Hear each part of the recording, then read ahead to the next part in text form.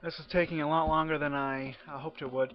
Um, so the idea from the Templeton Foundation seems to be that, contrary to the deist claims leading up to about the time of Darwin, well, yeah, I guess even during the time of Darwin, the deism was quite popular. Uh, if one accepts theistic evolution, then we see God more involved in creation. He didn't just create the first life de novo. He's constantly molding, sculpting, improving, changing, more intimately involved with the process. So that's the point of the uh, quotation from the Wall Street Journal. And Gould,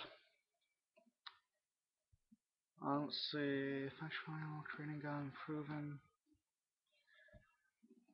Okay, now the idea that was being presented at the conference, the Templeton conference, is not what Gould is saying it was, just like with the first example. An analogy is not a proof. You could have a proof by analogy, but that's not really what was going on in the first example. And he was presenting it as supposed to be some conclusive argument that there is a God, everything about Christianity is 100% true. That's not the case. It was just kind of a casual uh, observation. Well, here with the second example, uh, he's trying to make it prove that God exists, um, but that's not what it was. It was that the point was that science and religion are not um, mutually exclusive. That you can have science increasing our knowledge of God. Um, in this example, it's God being more present in the natural world than he was on the deist view. But the deists already believed in God, so this isn't about proving the existence of God. And then he says, I thought that the God of many Christians confined this kind of creative activity to the early days of life's history, or is Mr. Peacock's God just retooling himself in the spiffy language of modern science? Well, the first statement, that God is confining his creation activity to the early days of life's history, um, the idea seems to be that Genesis that Genesis is taken to be saying that 6 to 10,000 years ago, in 6 24-hour days, God created, and He didn't do any creating since then. However, the word day, yom, can mean a ridiculously long, finite period of time. So it could be 6 eons instead of 6 days. And he doesn't even go to the text at all to try to argue that that is a good interpretation. Um, but it's not so much what the Bible is saying, but what Christians are taking the Bible to be saying that Gould is referring to here. So while many Christians may view the Bible that way, as teaching young earth creationism, um, that's really not what it necessarily does say in an objective sense. That's not the only way to take it, and whether some Christians take it that way or not is irrelevant to um, this argument against deism, not against atheism, but against deism. And then the second statement, it says, or is Mr. Peacock's God just retooling himself in the spiffy language of modern science? That's kind of a derogatory comment. And the fact is, though, that we live in a post-scientific age. Um, and I don't mean that we're no longer scientific. What I mean is science has already started. So as time develops, societies develop, people develop, and the people that are developing also happen to be religious people. The Roman Catholic Church, for example, has this idea of the progressive development of doctrine. So it's not a bad thing when we try to update our theology to contemporary times. We try to We didn't know about the Big Bang, 200 years ago. Now we do, so we try to incorporate that into our total view of the world um, as Bible-believing Christians.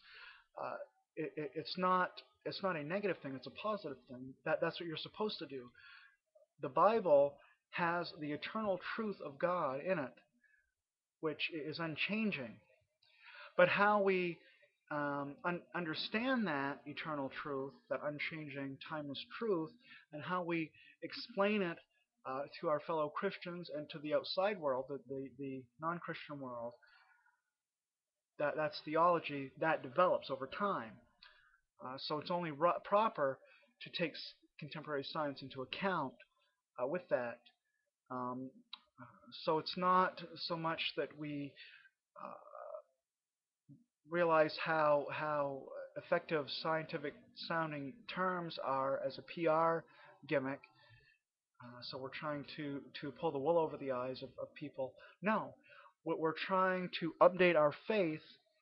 The truth itself is unchanging, but our understanding, our explication of that truth, our exposition of that truth, our nuancing of that truth does develop over time.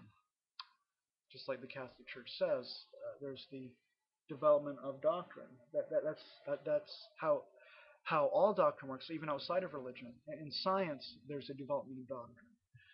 Um, Biology is different today than it was when Darwin wrote *The Origin of Species*. Um, that's not a bad thing. That's how science works. That's how the scholarly study of a discipline works. It develops over time.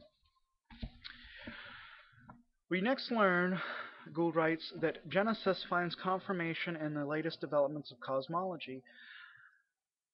And this is the Wall Street Journal again. The Big Bang, now believed to have taken place 15 billion years ago, accords neatly enough with Genesis. Unquote. Now, what, pray tell, is neatly enough? Some folks insist that Genesis occurred less than 10,000 years ago. Again, that's irrelevant. Moreover, Gould continues, the Big Bang cannot be touted as a description of God's initial creation of the universe ex nihilo. The Big Bang does not set the ultimate beginning of all material things, a subject outside the magisterium of science. The Big Bang is a proposition about the origin of our known universe. This scientific theory cannot, in principle, specify what, if anything, happened before, if such a notion even has any meaning, because any previous history gets erased when and if the stuff of the universe collapses to such an effective point of origin. Okay, well, first of all, the Bible in Genesis teaches that the universe began. And science, the standard Big Bang model, also teaches that the universe began.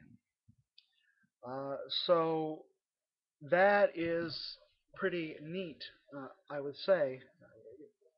How neat is neatly enough? It's exactly the same. Um, what science is saying, what the Bible is saying, 100% the same. Now, some of the details about what happens next may require further reflection and examination, but the fact that the Bible says there was an absolute beginning, which is contradicted by other ancient cosmologies, that's kind of a unique view in the Bible, and it's confirmed by science, so they're saying the same thing.